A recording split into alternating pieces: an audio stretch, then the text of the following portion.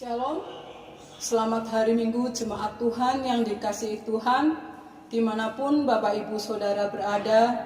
Saya percaya saudara ada bersama dengan keluarga, dengan orang-orang yang dikasihi. Tuhan ada bersama dengan kita. Kasih setianya tidak pernah berubah dalam kehidupan kita. Oleh karena itu mari saudara kita menggunakan waktu yang ada untuk kita mengucap syukur kepada Tuhan. Kita mau memberikan yang terbaik buat Dia, karena Dia layak menerima yang terbaik, karena Tuhan sudah memberi yang terbaik bagi kita semua. Mari saudara kita angkat satu pujian, Semusim Berlalu.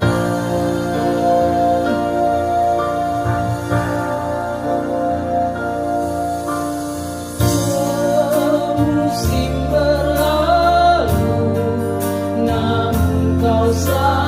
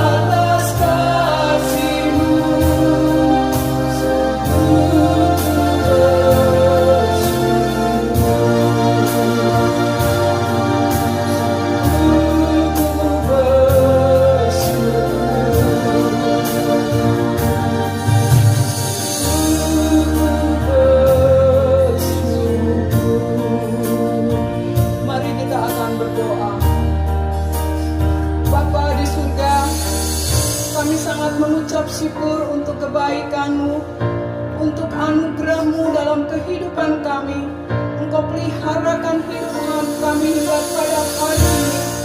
Dan kami mengucap syukur ada waktu bagi kami untuk kami bersekutu bersama.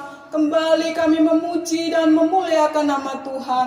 Oleh karena itu Tuhan, kami serahkan ibadah kami pagi hari ini ke dalam tangan Tuhan. Dari awal sampai akhir, biarlah Tuhan beracara. Dan kami siap untuk memuji dan memuliakan nama Tuhan. Diberkati setiap hamba-hambamu yang melayani pada saat ini. Dan kami percaya Engkau melawat setiap jemaatmu yang saat ini ada di rumah mereka masing-masing. Dan Engkau ada bersama-sama kami melawat kehidupan kami semua. Di dalam nama Tuhan Yesus kami mengucap syukur. Dan kami mau siap memulaikan ibadah kami pagi hari ini. Di dalam nama Tuhan Yesus, haleluya, amin. Bapak, Ibu, Saudara, perlindungan satu-satunya di tengah badai yang terjadi saat ini di tengah-tengah bangsa kita hanyalah Tuhan. Dialah tempat perlindungan kita, kota benteng yang teguh yang sanggup membentengi hidup kita, menjalani hari-hari kita. Mari saudara kita pujikan pujian sebagai ungkapan syukur kita kepada Tuhan. Tuhanlah kekuatan dan mazmurku.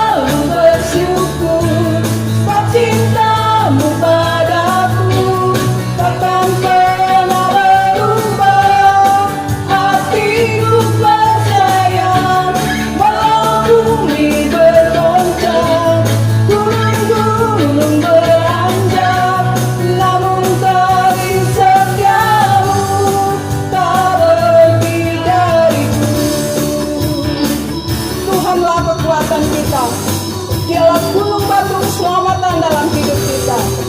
Mari saudara kita pujikan, Tuhanlah kekuatan dan mazmurku. Tuhanlah kekuatan dan mazmurku. Dia gunung batu dan keselamatanku.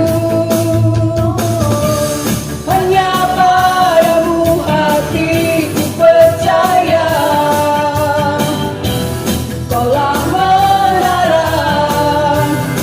Kota perlindungan.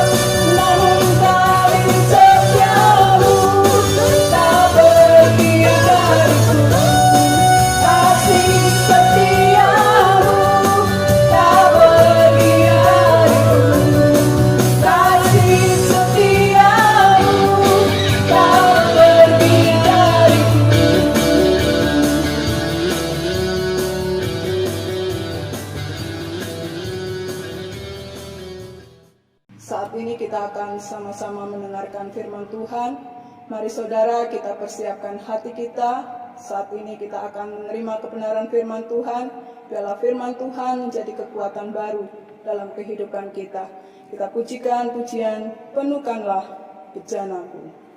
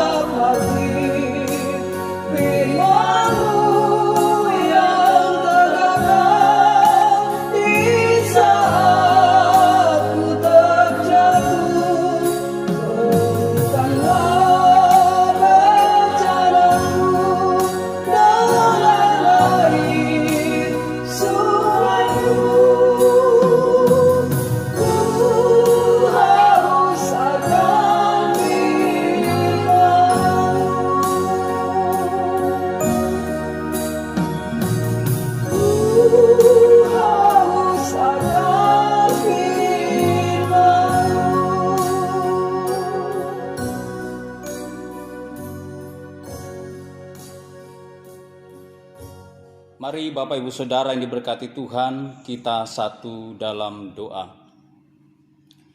Sesuai dengan pujian kami yang kami naikkan kepadamu ya Bapa, biarlah firman-Mu yang kuasa untuk merubah sikap kami, dan firman-Mu yang tegakkan di saat kami ada dalam keadaan yang sukar.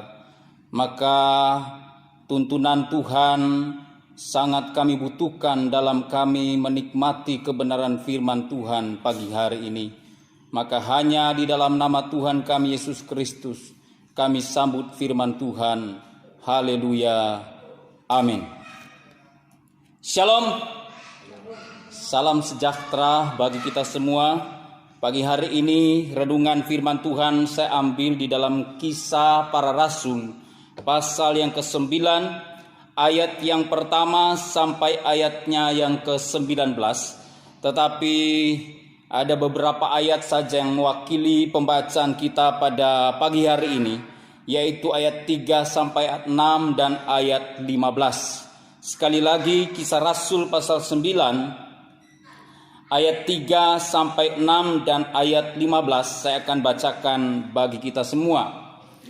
Dalam perjalanannya ke Damsyik, ketika ia sudah dekat kota itu, tiba-tiba cahaya memancar dari langit mengelilingi dia. Ia rebah ke tanah dan kedengaranlah olehnya suatu suara yang berkata kepadanya, "Saulus, Saulus, mengapakah engkau menganiaya aku?" Jawab Saulus, "Siapakah engkau, Tuhan?" Katanya, "Akulah Yesus yang kau aniaya itu. Tetapi bangunlah dan pergilah ke dalam kota. Di sana akan dikatakan kepadamu apa yang harus kau perbuat." Ayat 15.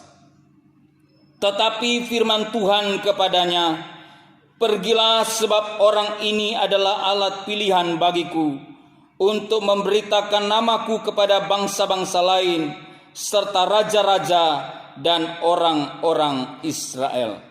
Puji Tuhan, Bapak Ibu Saudara yang diberkati Tuhan. Renungan pagi hari ini saya berikan judul Panggilan dan Pilihan Tuhan bagi orang percaya. Saya melihat bahwa konteks ini memang sedang berbicara bagaimana Tuhan memanggil seorang Saulus dan bagaimana Tuhan memilih seorang Saulus dalam rencana Tuhan.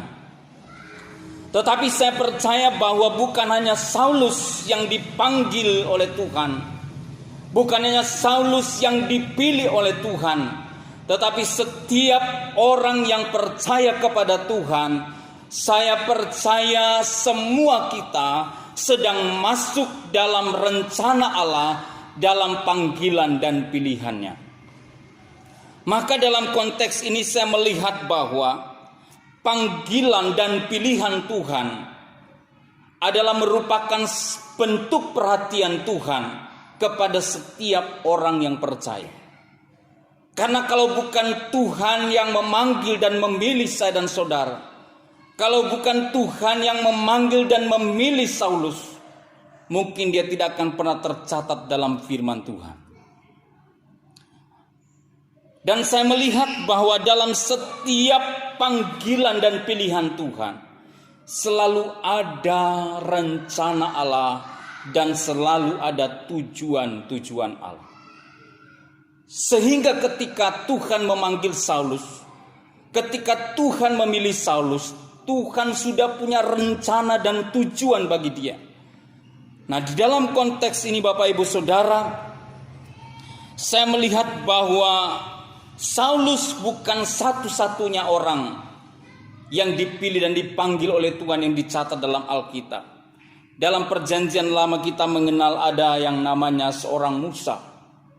Dia dipanggil oleh Allah, juga dipilih oleh Allah untuk membebaskan bangsa Israel dari perbudakan. Ada juga namanya Yeremia. Firman Tuhan katakan dia juga dipanggil oleh Allah dan dipilih oleh Allah untuk menjadi nabi bagi bangsa-bangsa. Dan dalam perjanjian baru di awal kitab-kitab Injil kita membaca, ada 12 murid-murid yang firman Tuhan katakan mereka dipanggil dan dipilih oleh Allah. Oleh karena itu, saya bisa menyimpulkan bahwa saya dan saudara, sidang jemaat Tuhan yang ada di rumah, adalah juga orang-orang yang masuk di dalam rencana dan proyek besar Allah dalam panggilan dan pilihannya. Nah, di dalam konteks ini ada dua hal yang kita akan renungkan bersama-sama berkaitan dengan panggilan dan pilihan Tuhan dalam setiap kehidupan orang yang percaya. Yang pertama, saya temukan dalam ayat pembacaan kita tadi, ayat 4-6, ini berbicara tentang panggilan Tuhan untuk bertobat. Jadi poin pertama yang saya ingin sampaikan kepada kita adalah panggilan Tuhan yang pertama Dan yang utama yang sedang dinyatakan Tuhan dalam konteks ini adalah panggilan untuk bertobat. Saya melihat dalam kitab Kisah Para Rasul, panggilan ini begitu jelas sejak khotbah Petrus yang pertama dalam Kisah Rasul pasal 2. Kata bertobat ini selalu diulang-ulang. Bahkan dalam keseluruhan kitab Kisah Para Rasul ini banyak berbicara tentang pertobatan. Karena apa? Karena disinilah dasar gereja Tuhan dibangun, gereja Tuhan dibentuk, gereja Tuhan dipanggil untuk memiliki yang namanya pertobatan. Panggilan untuk bertobat. Karena Tuhan tidak mau kompromi dengan yang namanya dosa. Sebagai gereja mula-mula, satu hal yang Tuhan ingin bawakan dalam kehidupan gereja mula-mula adalah kehidupan pertobatan yang teratur, yang tertata dengan baik. Sehingga ketika kita hidup dalam zaman sekarang ini, dasar pertobatan kita itu sudah jelas. Maka di dalam kehidupan Saulus dipakai Tuhan untuk memberikan contoh. Ada panggilan Tuhan yang mendasar, yang harus saya dan saudara renungkan dan menjadi bagian kita, yaitu panggilan untuk bertobat. Lembaga Alkitab Indonesia memberikan judul perikop pasal 9 Kisah Rasul ini tentang Saulus bertobat. Ini adalah dasar sebelum Saulus menjadi rasul yang dipakai oleh Tuhan luar biasa. Dia awali dengan panggilan pertobatan yang diresponi dengan baik. Sehingga saya mempelajari dalam Alkitab bahwa Saulus atau yang akhirnya namanya disebut Paulus adalah satu-satunya rasul yang dikatakan dalam Alkitab dia all out berkaitan dengan panggilan pertobatan. Ini yang diungkapkan di dalam kitab Filipi pasal 3 ayat 13 sampai 14. Saya akan bacakan bagi kita Filipi 3 ayat 13 dan 14. Saudara-saudara, aku sendiri tidak menganggap bahwa aku telah menangkapnya, tetapi ini yang kulakukan. Aku melupakan apa yang telah di belakangku dan mengarahkan diri kepada apa yang di hadapanku, dan berlari-lari kepada tujuan untuk memperoleh hadiah, yaitu panggilan sorgawi. Ini yang saya katakan bahwa berkaitan dengan panggilan, Paulus sangat serius. Ketika ada panggilan untuk bertobat, dia dengan sekuat tenaga, dengan kemampuan yang ada, firman Tuhan katakan, dia melupakan apa yang di belakangnya.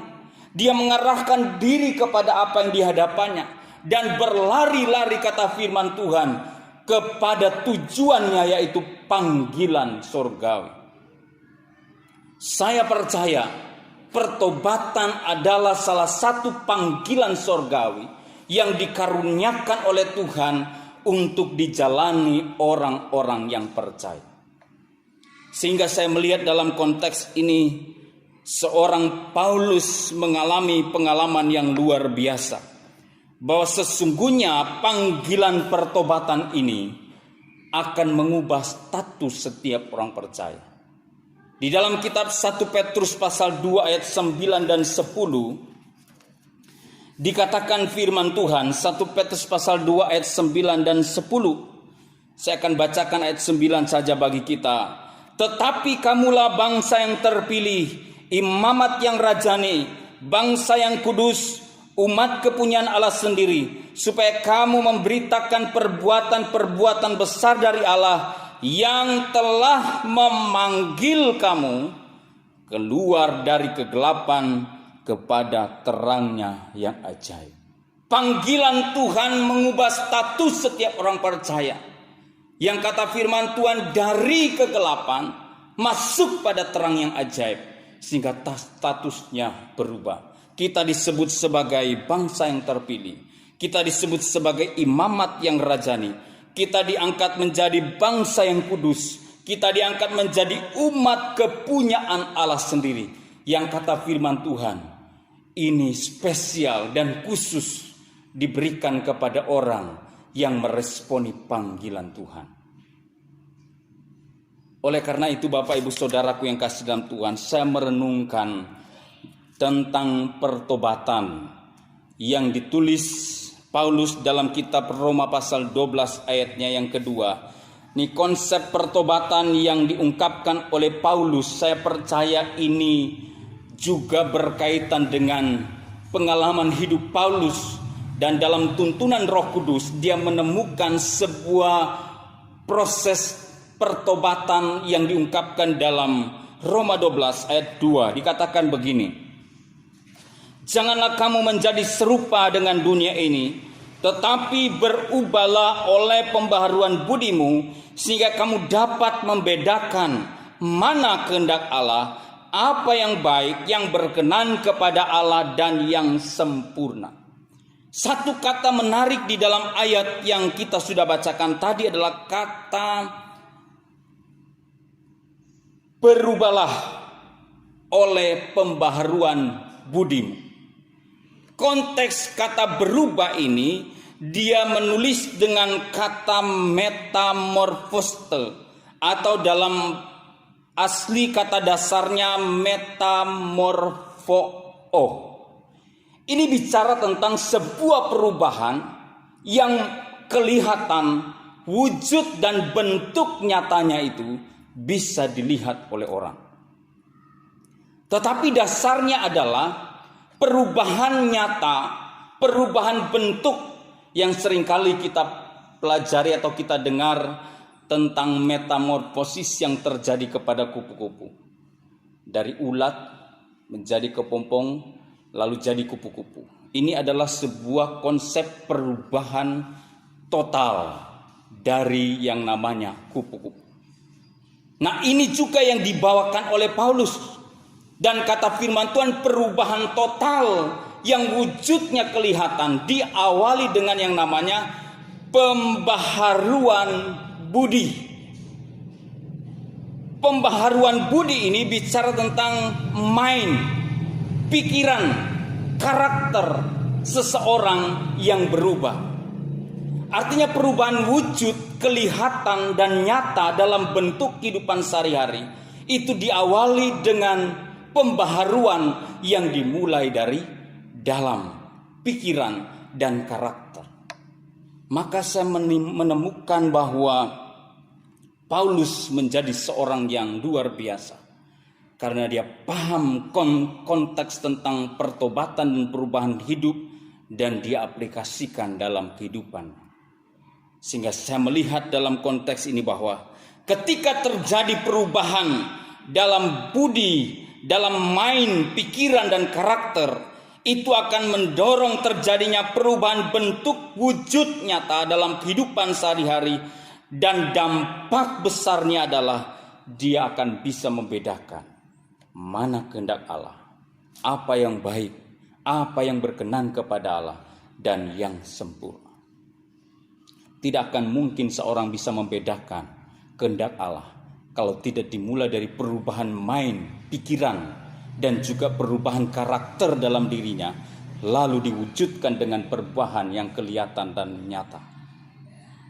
Maka Bapak Ibu Saudaraku yang kasih dalam Tuhan, kalau kita tidak mau meresponi panggilan Tuhan untuk bertobat, maka kita akan sama dengan kasus-kasus sebelumnya yang dicatat dalam Kisah Rasul.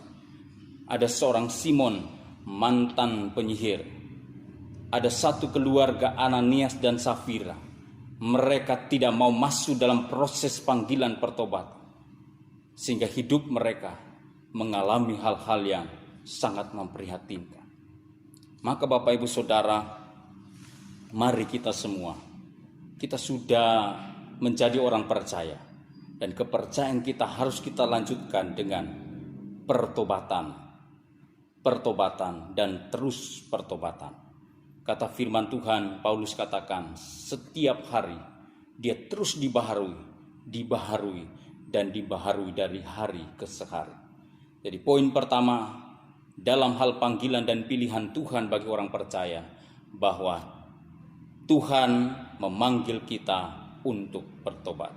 Yang kedua, ayat yang ke-15 kita kembali di dalam Kisah Rasul pasal yang ke-9 tadi. Tetapi firman Tuhan kepadanya, ini kepada Ananias yang menjadi hamba Tuhan, pergilah, sebab orang ini adalah alat pilihan bagiku untuk memberitakan namaku kepada bangsa-bangsa lain serta raja-raja dan orang-orang Israel.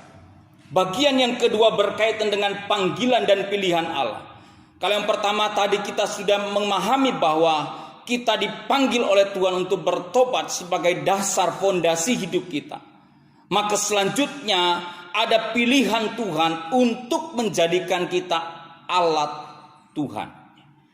Jelas sekali ayat 15 berkata, pergilah sebab orang ini yaitu Saulus adalah alat pilihan bagiku. Seperti saya katakan di awal tadi bahwa bukan hanya Saulus yang dipilih oleh Tuhan, tetapi setiap orang percaya. Efesus pasal 1 ayat 4 katakan bahwa kita semua sudah dipilih sebelum dunia dijadikan. Artinya dalam perjalanan hidup rohani kita, saya dan saudara itu sudah dipilih. Tetapi untuk apa kita dipilih oleh Tuhan? Nah, salah satu tujuan pilihan Tuhan bagi kita, supaya kita bisa menjadi alat di tangan Tuhan.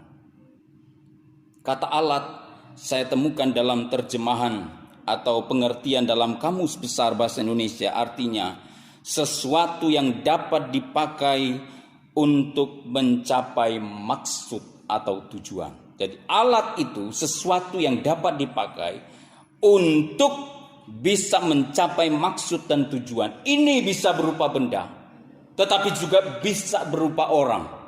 Nah, dalam konteks ini berbicara tentang alat, yaitu orang percaya atau Saulus dalam ayat ini itu dipakai oleh Tuhan. Jadi bagian yang penting yang saya temukan bahwa tujuan kita menjadi alat di tangan Tuhan adalah supaya kita bisa memberitakan nama Tuhan kepada semua orang. Ini menjadi catatan penting. Perjalanan hidup kita harus sadar, apapun profesi kita, apapun pekerjaan kita, apapun tugas kita adalah alat di tangan Tuhan. Dan alat ini gunanya untuk apa? Untuk memuliakan, membesarkan nama Yesus dimanapun kita pergi dan berada. Karena itu saya bisa katakan kepada kita semua bahwa jadilah alat Tuhan dimanapun kita berada. Jadilah alat Tuhan di kantormu. Jadilah alat Tuhan di tempat pekerjaanmu. Jadilah alat Tuhan di keluargamu. Jadilah alat Tuhan ketika engkau mahasiswa di kampusmu. Ketika engkau masih anak sekolah, jadilah alat Tuhan di sekolahmu. Karena saya percaya disinilah letak kita memahami tujuan Tuhan memilih saya dan saudara. Tuhan selalu punya rencana yang baik. Ketika Tuhan menetapkan untuk memilih kita, maka kita harus ingat, kita adalah alat di tangan Tuhan. Sehingga di dalam konteks ini saya menemukan bahwa kalau kita tidak meresponi pilihan Tuhan untuk menjadi alat di tangan Tuhan, maka kita bisa menjadi atau kita bisa diperalat oleh dunia ini. Ini yang terjadi dengan orang Kristen yang tidak kuat dengan panggilan dan pilihannya di dalam Tuhan. Banyak di antara mereka yang akhirnya tidak menyadari bahwa mereka sudah diperalat oleh dunia, sehingga kehidupannya menjadi kondisi yang tidak baik. Kehidupannya bukan menjadi berkat, tapi menjadi batu sandungan bagi banyak orang. Karena itu Bapak Ibu Saudara, melalui renungan pagi hari ini saya mengajak kita untuk menyadari kondisi dan posisi hidup kita. Kalau Paulus bisa menyadari kondisi dan posisi hidupnya sebagai orang yang dipanggil oleh Tuhan untuk hidup dalam pertobatan, sebagai orang yang dipilih oleh Tuhan untuk menjadi alat di tangan Tuhan, maka kita pun memiliki esensi yang sama, bahwa saya dan saudara juga adalah orang yang dipanggil untuk bertobat dan orang yang dipilih untuk hidup kita menjadi alat Tuhan dan memuliakan nama Tuhan. Kiranya firman Tuhan pagi hari ini boleh meneguhkan hidup saya dan saudara, bahwa sesungguhnya Tuhan sangat peduli dengan kita. Tuhan sangat memperhatikan hidup kita, sehingga Dia memanggil kita untuk dengan panggilan pertobatan, dan Dia memilih kita dengan pilihan untuk menjadi alat Tuhan. Tuhan Yesus memberkati firman-Nya. Mari kita satu dalam doa. Tuhan, terima kasih untuk panggilan dan pilihan-Mu yang Engkau tujukan kepada Saulus, dan kami percaya itu juga Engkau tujukan bagi kami, sidang jemaat-Mu dan orang-orang percaya. Maka biarkanlah kami menjadi orang yang meresponi panggilan Tuhan. Tuntunlah hidup kami hari lepas hari, hidup di dalam pertobatan. Tuntunlah kehidupan kami untuk hari lepas hari kami sadar kami adalah alat di tangan Tuhan yang dipakai oleh Tuhan untuk bisa memuliakan Engkau. Terima kasih Bapa di sorga. Kami berdoa, biarlah seluruh sidang jemaat-Mu, bahkan setiap orang yang menyaksikan ibadah online ini diberkati di dalam nama Tuhan Yesus. Kami berdoa bagi bangsa dan negara kami Indonesia, kiranya Tuhan akan terus memberkati pemimpin kami, baik Presiden Jokowi, bahkan semua pemerintahan pusat sampai ke daerah-daerah, diberikan hikmat untuk boleh menjalankan tugas mereka, bahkan dalam mengatasi wabah virus corona yang masih ada di bangsa kami. Terima kasih Bapa di sorga. Kami bersyukur, kami menikmati setiap berkat firman yang sudah Engkau berikan bagi kami. Dalam nama Yesus, kami sudah berdoa dan bersyukur. Haleluya. Amin.